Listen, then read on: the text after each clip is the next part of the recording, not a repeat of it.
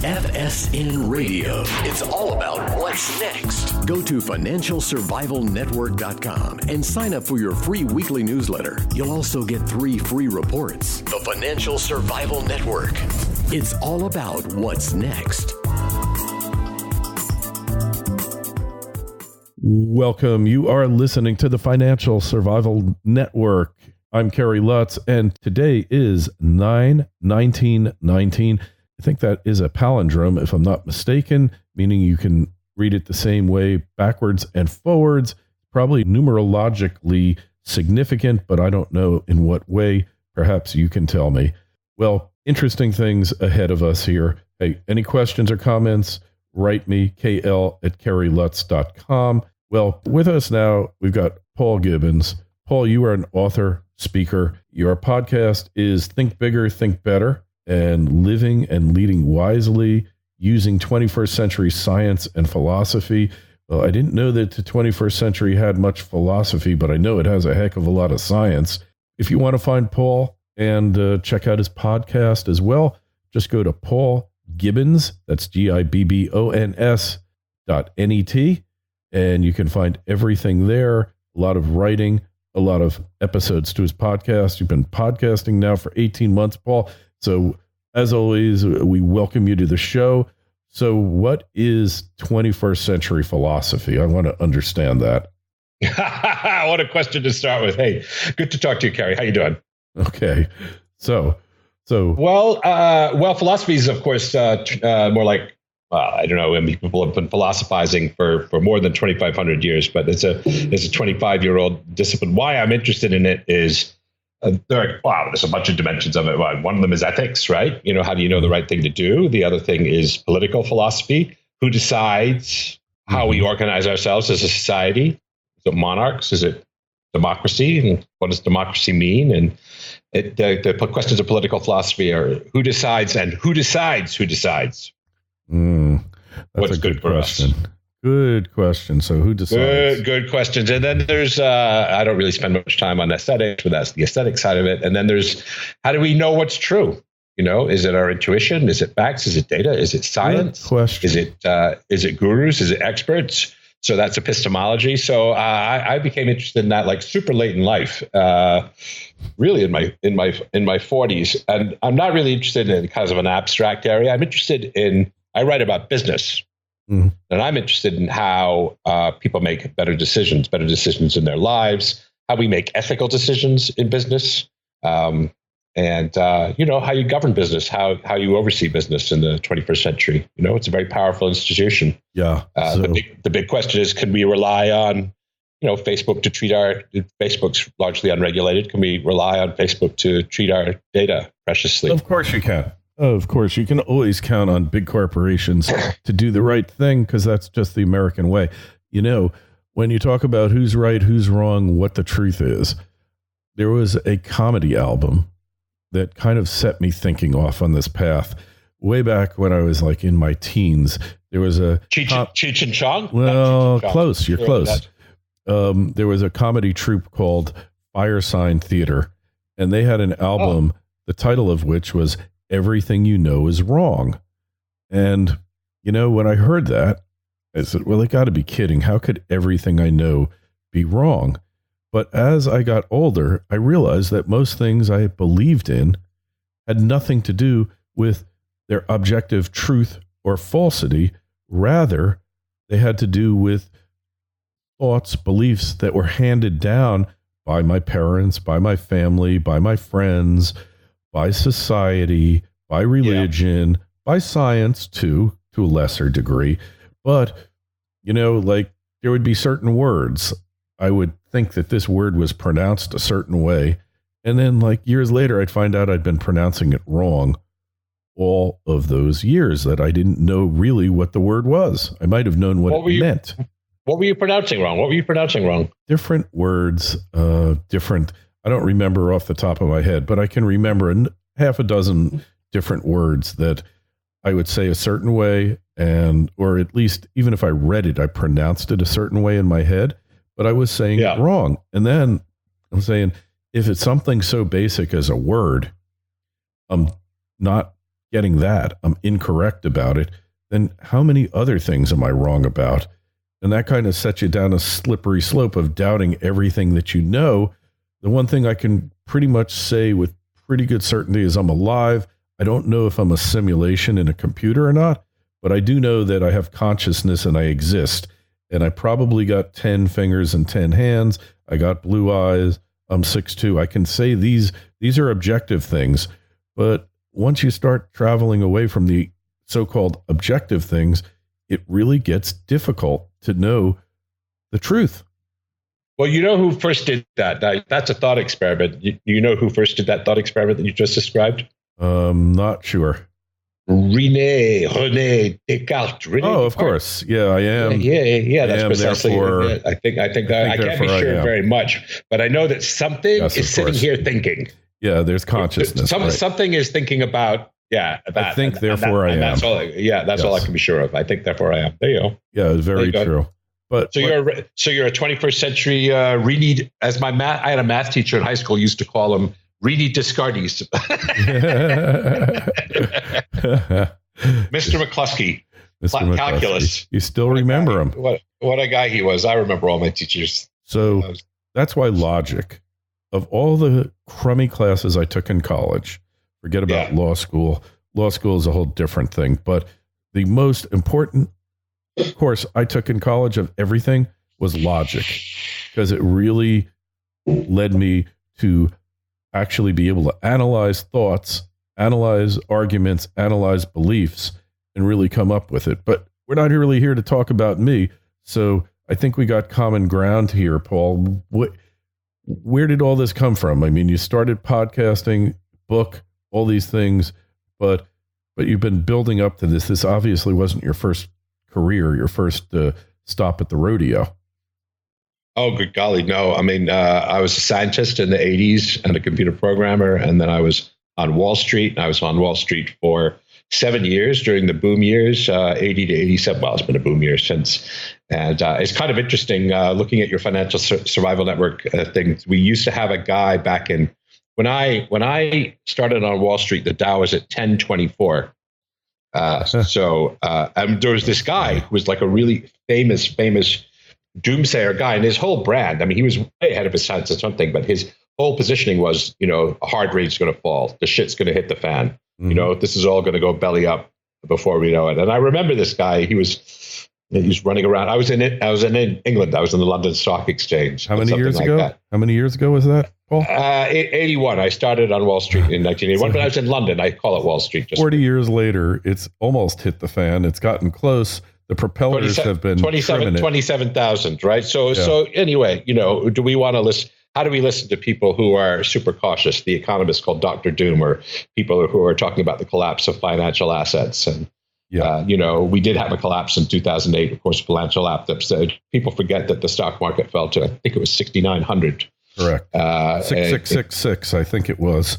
It's 666. The mark of the devil. And so how do we listen to those guys? I mean, you're certainly right. I mean, they're certainly right in the short term, but if you'd bought in 2008, you'd have made 4 times your money just sitting on Dow assets. So anyway, this guy was wrong. Anyway, I was in finance, and then I took what I learned in finance and I became an expert in risk management and consulting, so helping banks manage risk, which, was very much the derivatives was our practice. And this was in 1993. So a good 15 years before the financial crisis, we were looking at how banks manage systemic risk.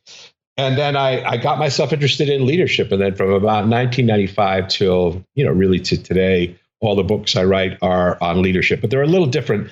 I'm not really a business guy who uses, science and philosophy in my writing. I'm kind of a science and philosophy guy who happens to have spent 30 years in business.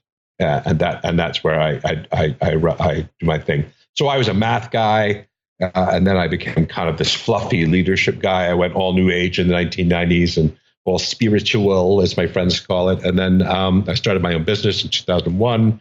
I grew that, sold that business in 2010. I was lucky to get out because obviously, selling a small business in the midst of a recession is not an easy thing to do. And then I moved to the United States from London in 2008, and I sort of became a professor and a writer and a keynote speaker and that sort of stuff. So that's my shtick. That's my checkered career. It's almost as checkered as yours. You have a checkered career too, but I definitely have a checkered. Oh, very checkered, very checkered, very interesting.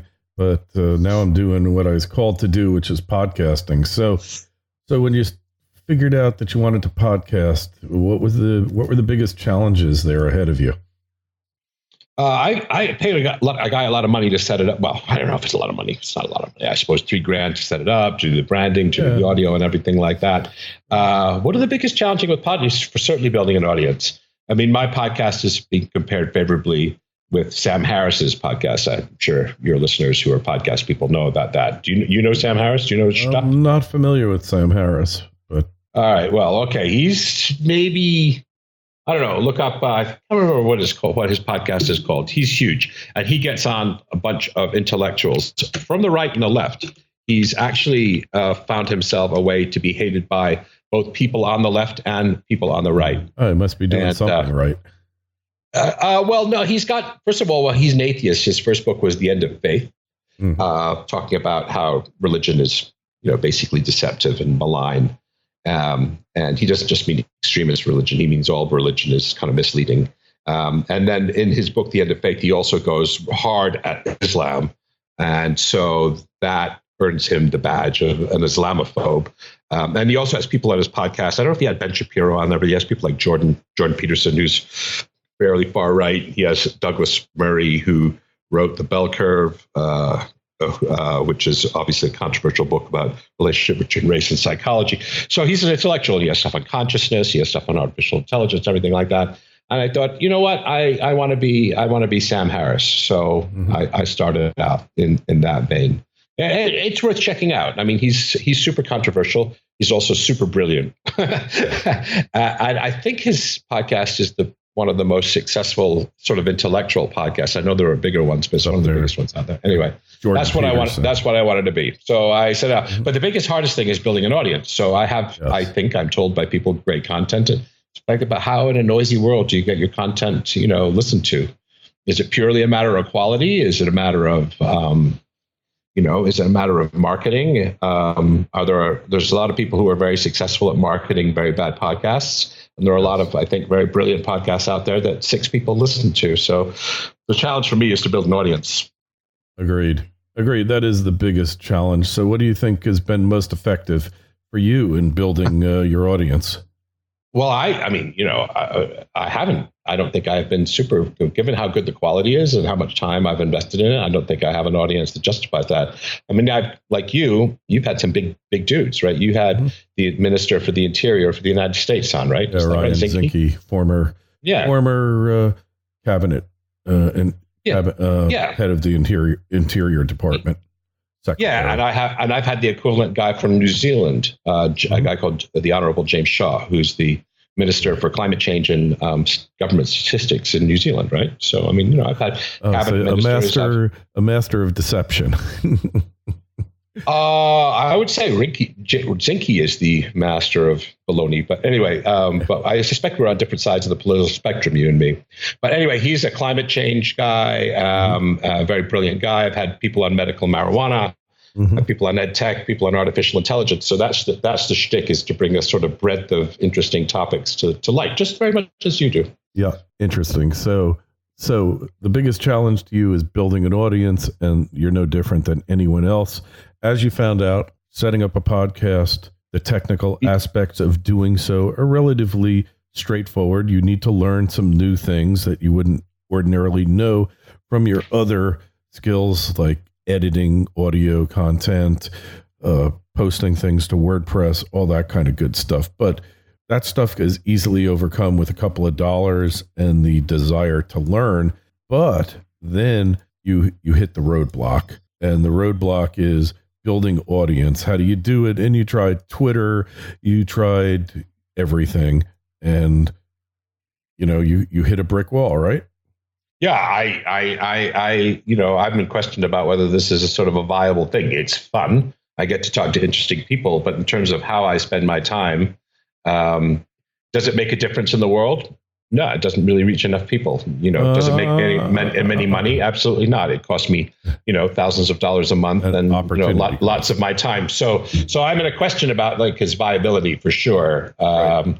If your listeners look at paulgibbons.net podcasts, I mean, I've got, as I said, some excellent guests and some excellent content. Yeah. But no, hey, and and if you're a thinking person, you always want to hear the other side of it, whatever issue it is that you're taking an interest in. You need to hear all sides because, and let me read you a quote, which I think I know what you're going to say. It's going to be, is it John Stuart Mill or is it when it says philosopher? You're going to give me another philosophy quote, aren't you? I got to find it. But doubt is the foundation of clear thinking. Only by questioning every premise and discarding those that cannot bear weight do you build on an edifice of belief worth living in.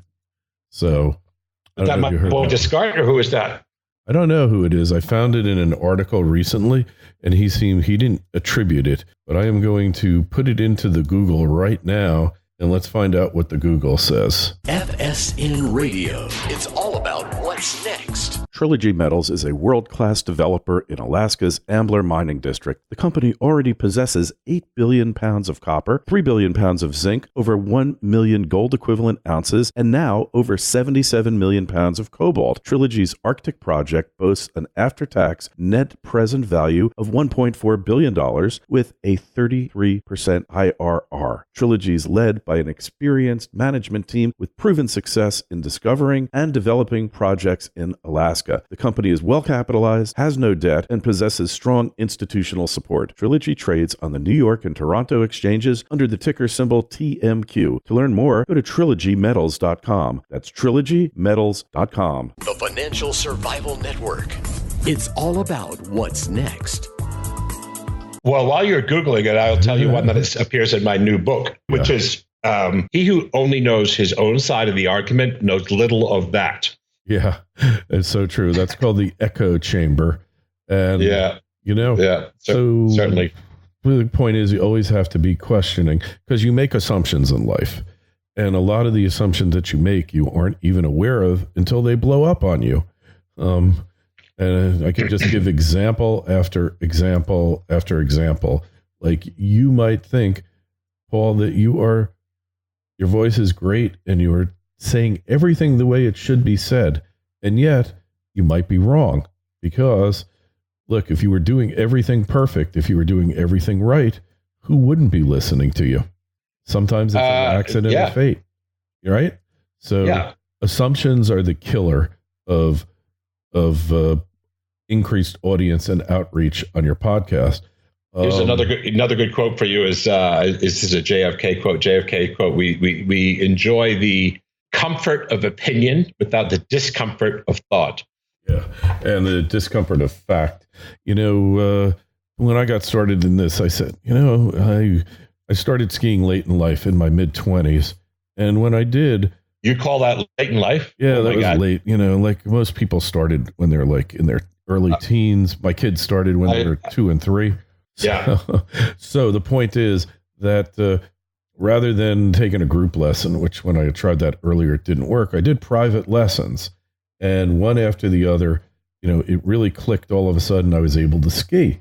And when I started podcasting, which is also doing radio, I said, wait a second, I need to learn this from the ground up, which means I can't just do it once a week or I'm not going to know what I'm doing. I got to pump these segments out, but I got to go to the best radio coach, communications coach out there. And that turned out to be Valerie Geller.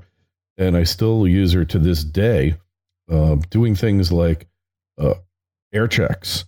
Nobody in podcasting does it, but everybody in radio does.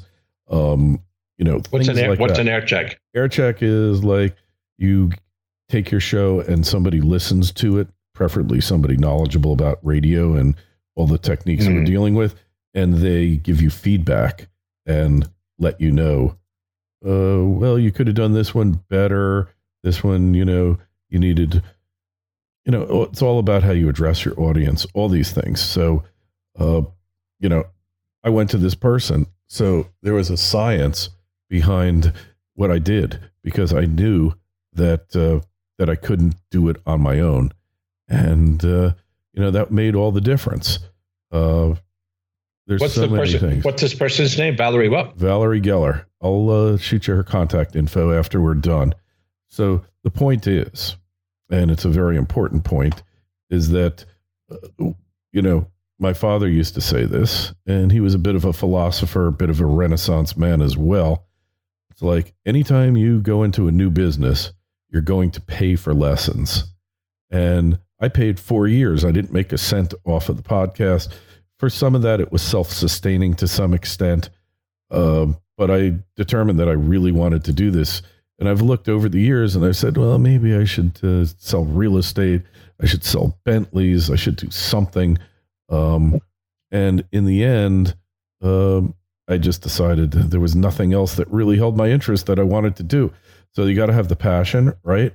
Got to have the passion for it. Super, super, super important. And you have to really, stick to it through thick and thin. So anyways.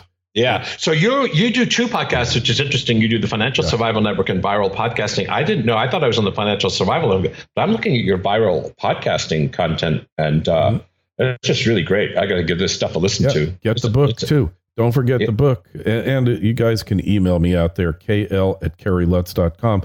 The book, though, Viral Podcasting, A Proven Process to Earn Six-Figure Income from Your Show, available on Amazon. I've sold over 500 copies of that. Not that it's been a super profitable endeavor, but I felt like nobody else had really ever approached it in their books from a business standpoint. And that's exactly what I did. And it's a good book. I mean, I need to update it because things have changed. Technology's changing, but, and sometimes you think you know things about podcasting, and it turns out you don't know about it. And, hey, you really have to keep improving your game. Constant improvement. I'll have to take a look. By the way, for your listeners, I have a book which has just come out today called Impact. Literally today. I mean, literally this morning, I was promoting a new book. It's called Impact. It's on business book. It's on business leadership, digital transformation, the future of work, using behavioral science in business. So that's a brand new book out today called Impact by Paul Gibbons. It's on. I'm going to give myself a shout out. Isn't that disgusting? Okay. No, that's why you're here. Shout out Please do. Impact by Paul Gibbons. If you're interested in business leadership, it's I think it's going to be one of the best books of the year. We'll see. I'll let my audience judge. It was really fun to write. Business books I find incredibly tedious and boring, so I've tried to make it humorous as well. Anyway, with any luck, Impact by Paul Gibbons, that's out today. And that's another, of course, area is just like podcasting, you can produce excellent content.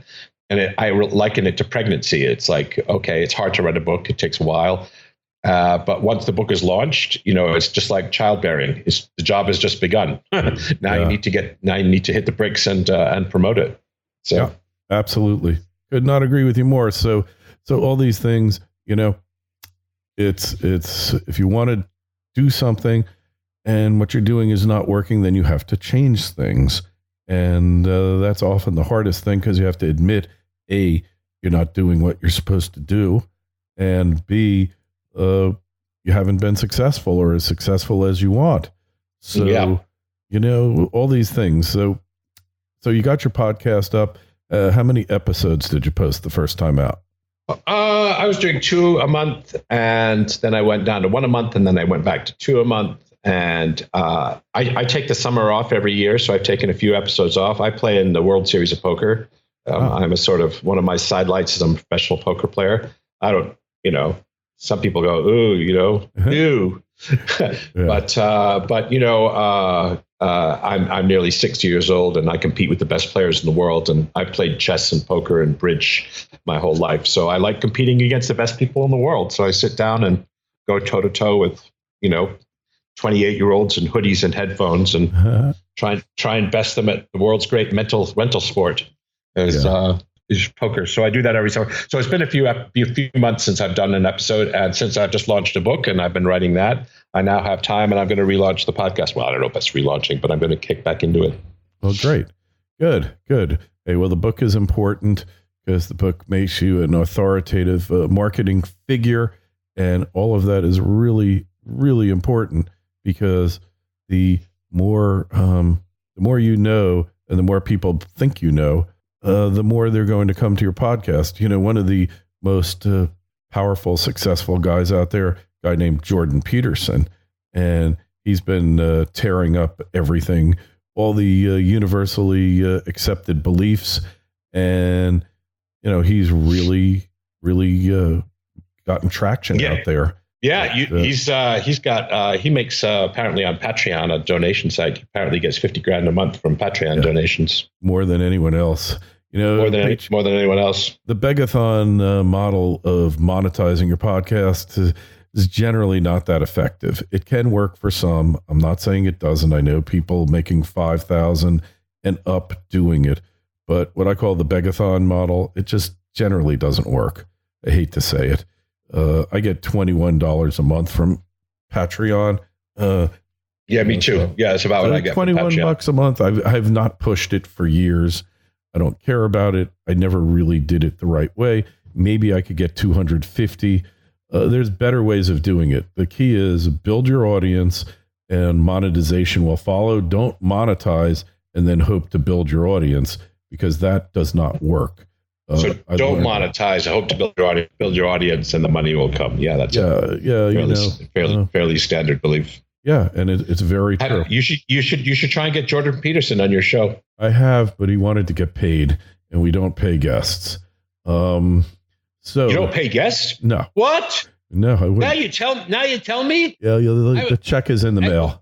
I thought you were going to send me $10,000 here for doing this stuff with you. Yeah. Well, you thought wrong. I'm sorry to say. Jordan Peterson's, I think, the only guy who's been on Sam Harris twice, actually. Yeah, he's a brilliant guy, and I could probably get him on now that he's a little less hot than he used to be. But he had a PR person. I think he's an idiot, by the way, just so you're listening to something. I think the guy is a complete moron. But anyway, there you go. All right. Well, that's what makes horse races. We can agree. Well, I don't know. Somebody, I was like on social media one day, and someone goes, "Oh, dude, your podcast. I love your podcast." So he's got my attention, obviously, right? Anybody who says, "Hey, your podcast is a shit," I'm going to listen to him. And he goes, "You got to check out this other guy, Jordan Peterson." I go, "Oh, okay." So I spent 90 minutes of my life watching Jordan Peterson video clips. And at the end of it, I thought, what in the heck is this guy talking about? I have never heard anybody who is more full of shit in my whole time. I went back to him. I was like, dude, you don't agree? And I was like, no, the guy's a moron. But anyway, whatever. I'm not a JP fan. I might have to get him on my show as well. I don't know. He likes controversy, so he and I might have a good day. I mean, I'm sort of a Jordan Peterson wannabe. I mean, I'm a public intellectual as well. But I mean, I have 100th of the audience that someone like Jordan Peterson will have. So you have to ask yourself why. Well, how did Jordan Peterson, because I look down on him, I don't think he's as smart as me. How did he become this megastar on YouTube, on podcasting, on Patreon, $50K a month? Well, it's a bit like Trump. I mean, he's giving voice to something that's really important. So there's some people here who don't feel they're getting their voice heard. There are people here who feel like they're being used and abused. I mean, he speaks to victims, people who think they're victimized by women and victimized by immigrants, victimized by Marxists. Listen, let me explain to you why you're wrong about that. You've got it backwards. Okay. You are saying the reason he is successful is the message. The reason Trump is successful is the message. And that's partly true, but that isn't the major reason why. The major reason why he's successful is the messenger. He is doing things to engage an audience. Whether you approve of that audience or not is irrelevant. He engages an audience in a way that you or I have not been able to do. 100%. It's that simple. So it's 100%. Not that he talks to a bunch. If Trump has a superpower, it's working a crowd. Well, and nobody. Yeah. Nobody possibly in the world works a crowd like Trump. Exactly. Bill Clinton was pretty damn effective, but in a much different way. Well, he's very wonkish. I mean, that was his thing. And he was managed really policy wonky and really detail and be a charismatic and good speaker. But he's he's a shadow of Trump. In terms of, but that kind of work in an audience. He was I feel your pain. Let's go get a Big Mac at McDonald's. Yeah. Trump really eats Big Macs or quarter pounders with cheese. If you read the books about him, he does. It's not phony. He does, yeah. Yeah, he's an everyman. He's the guy sipping Pabst Blue Ribbon and a white beater T-shirt. Except he doesn't drink. He doesn't drink. He talks to him. He doesn't drink, but he can connect with all these people. And he grew up a definite elitist background, not elitist of like he grew up in Georgetown, but high income. His father was a billionaire. He grew up going to good schools, but yet he can still relate. He hasn't lost the touch because he's on the count. Yeah, he relates to people who are really outside of social class, right? He relates to the working man. I mean, he's. When you saw it's a great mystery, but I mean, he's an interesting guy. I mean, I moved in his circles. I don't know whether I actually met him in the 1980s. I certainly know people who've flown around with him on his private jet. I mean, I definitely know people who know him for sure. Yeah, I did some in work the 1980s, and I was on the Upper West Side of New York partying a lot back when Trump was partying a lot on the Upper West Side. So it's fairly likely that once upon a time he and I met, but it's a long time ago, 40 years ago. Yeah, back in the day. I'd have loved to party with him. I'll tell you that. I mean, the guy I don't really know, but it looks like the kind of guy who back in the day really knew how to party. Yeah, he definitely did.